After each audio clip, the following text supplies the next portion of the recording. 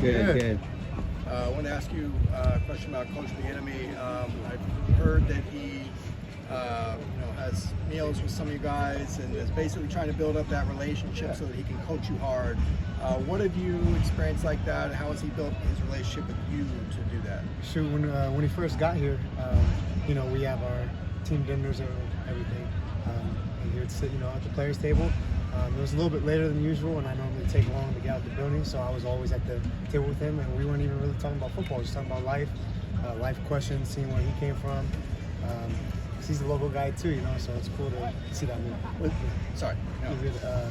So we did that multiple times, and I would say we have a good relationship. I'm trying to learn as much as I can.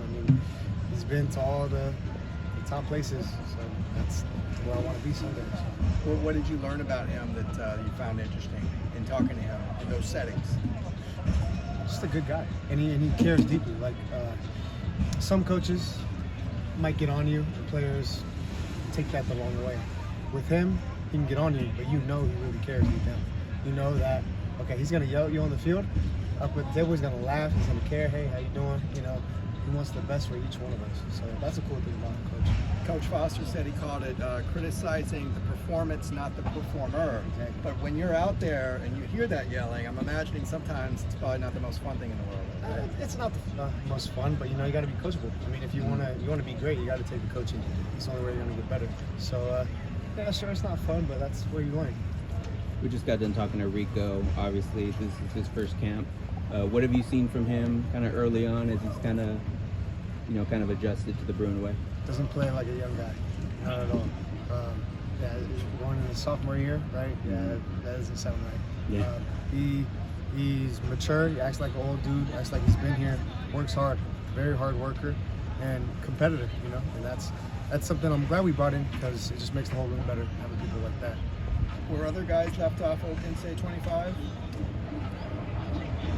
Maybe just a couple of transfers. I think that was what it was because it was in that awkward period where people were transferring, so they couldn't tell what team they were on. What were you guys doing when you were going through the roster and seeing who was on there?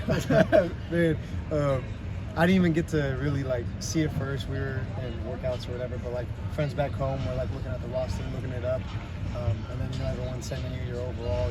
Seeing who has the best overall on the team, everything like that, like everyone else is doing. How did how good of a job did they do on the receiver room as far as capturing everybody's strengths? Pretty solid, actually. I would think so. Only thing is, Titus was rated too low. Titus should be rated, but I get it. He didn't really get to play. He didn't play last year, so I get that. But his rating should be really high. How about yours? I'm never satisfied. I'll put it that way. I'm thankful.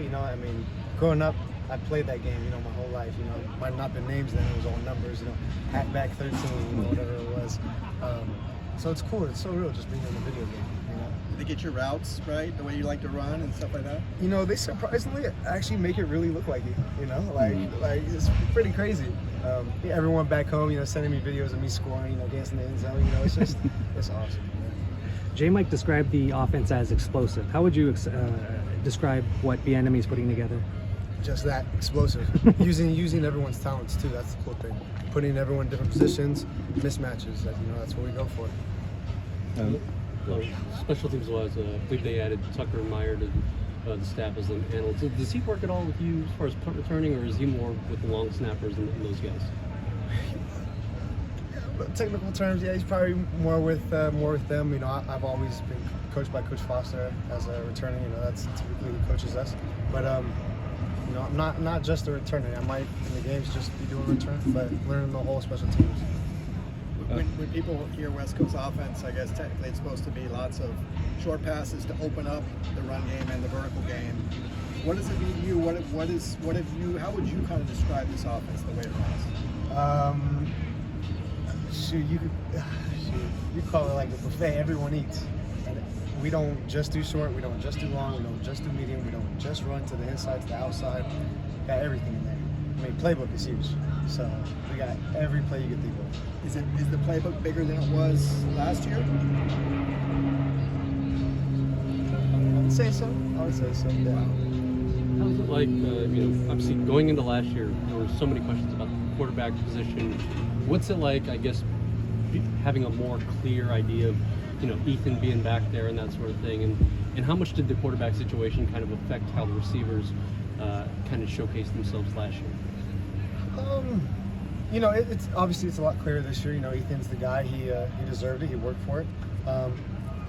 Last year it is what it is. You got to do what you got to do. That's your job. Whoever is back there throwing the ball. Whatever that one NFL year was it Devontae? No, it was Hopkins that had 3 different quarterbacks that year and they jumped the ball the whole year. So I mean, you can't use that as an excuse if you can do that. So, but it helps because the offseason you're with one guy, the other guys are there. Obviously, you're getting reps with them, but it's clear who the guy is and he takes control. How does it impact you in practice? You've got like 8 different quarterbacks throwing the ball. Is it hard to build a rhythm with so many? I mean, I'm assuming the ball comes out a little bit different out of each guy's hand. Is that hard for you to build rhythm with so many guys out there? No, I wouldn't say so. It's a lot. We have a lot of QBs, right? Yeah. But they all got special talents. They all throw the ball just a little bit different. But at the end of the day, they're throwing us, and they know how we run routes, and that's what they learn. So I want to say it's too far off the rhythm. I would imagine during practice you go up against Jalen Davies quite a bit. What have you seen from him over the last couple of years and how he's kind of progressed? Growth. I've been playing against Jalen since we were young in high school and stuff. So just seeing his growth. I mean, he's always just been a baller. No matter the situation, he's been a baller. He's a smart dude, and he's actually being smarter. Just not giving too many keys of what he's gonna do. That's the thing I've seen. Cool. Awesome. Thank you. Thank you. Appreciate it, guys. Yeah. Good one.